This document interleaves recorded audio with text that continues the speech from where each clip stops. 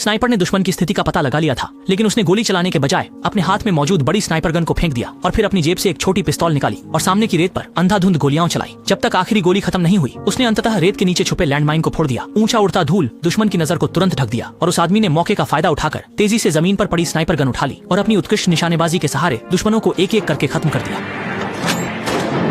ये सब करने के बाद आदमी इतना थक गया था कि वह लगभग बेहोश होने वाला था, लेकिन उसने बंदूक की बट से अपने शरीर को सहारा दिया। गिरने की हिम्मत नहीं की, क्योंकि उसके पैरों के नीचे एक शक्तिशाली बारूदी सुरंग थी जो जरा सी चूक पर उसे चिथड़े चिथड़े कर सकती थी। आदमी ने थके हारे हाथ से अपनी घड़ी की तरफ देखा और पाया कि वह रेगिस्तान में पहले से ही 30 से अधिक घंटे से फंसा हुआ था। लंबे समय तक एक ही मुद्रा में रहने के कारण उसकी बाईं टांग में खराबी आने लगी थी और सबसे घातक बात यह थी कि उससे भी अधिक चिंता की बात यह थी कि जहरीली धूप लगातार उसके शरीर से पानी को निचोड़ रही थी। निराश होकर उसने आसमान की ओर कई गोलियां चलाई, फिर चारों ओर जोर से चीखकर मदद मांगने लगा, लेकिन काफी देर चिल्लाने के बाद भी उसे कोई जवाब नहीं मिला। शारीरिक और मानसिक दोनों तरह के अत्याचारों ने उसे लगभग तोड़ दिया, इसलिए उसने अपनी कनपटी पर बंदूक तान ली, खुद को एक झटका देने की तैयारी करते हुए। लेकिन जैसे ही वह ट्रिगर दबाने वाला था, अचानक उसके दिमाग में एक विचार आया।